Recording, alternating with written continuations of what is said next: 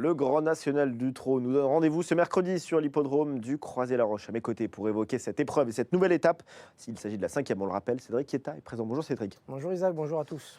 16 concurrents au départ de cette épreuve. On va regarder avec vous dans un premier temps les conditions de cette course. Les conditions avec des chevaux trotteurs français, pas d'Européens bien évidemment pour ce Grand National du Trot, Croisé-la-Roche, la banlieue lilloise. 2800, 2825 et 2850 mètres à parcourir. 3 poteaux de départ. Vous avez tout dit. On va désormais passer à notre revue d'effectifs. Et on commence avec le numéro 1. Il s'agit de Fragonardello, que vous aimez bien d'ailleurs. Ouais, Fragonardello, avec le bon parcours et l'aide de Franck Nivard, pourquoi pas. Dexter Debo, ça se passe moins bien, tout comme Divine de Navarri, qui trouve maintenant des tâches à leur portée. Fulton sera là pour une course plus tard au trot monté.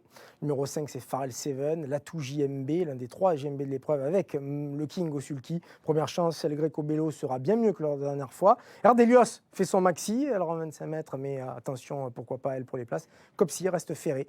Le gros bémol, Christian Dix est capable d'un exploit également, tout comme Fria Dupont, Django Dubocage, qui vient de remontrer le bout de son nez, et Anna Demol, qui semble-t-il l'opposition directe à Pharrell Seven.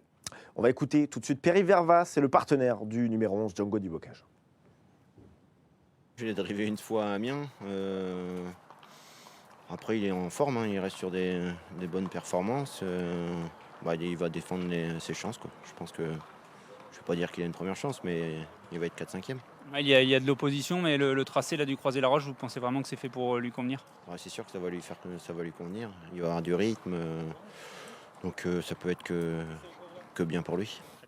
Attention donc à ce Django Dubocage. Vous avez évoqué Anna Desbols. On va voir le dernier tableau. On va retrouver Cyril Datom, Oui. l'un des meilleurs chevals belges. Ouais, le meilleur cheval belge du moment qui devra rendre 25 mètres. Et ensuite, les 3 chevaux de classe, mais aux 50 mètres. Gelaticut qui fait une rentrée, Dorgos de Guez qui sera ferré et Al Simon qui a gagné 3 fois à Mons, le numéro 15, et qui semble quand même sur la montante. Très bien Cédric. L'heure du choix désormais. Comment vous y êtes pris? Ouais, j'ai pris 4 bases. Il y a 2 bases qui sautent aux yeux, Pharrell Seven et Anna Demol, et puis 2 autres bases où il fallait faire des choix.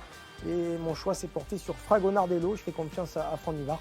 Et le 9, Christian Dix et Jean-François Sonnet qui connaît l'hippodrome par cœur. Plusieurs concurrents de cité, Django Dubocage, Ardelios ou bien El Greco Bello. J'aurais pu mettre en base El Greco Bello.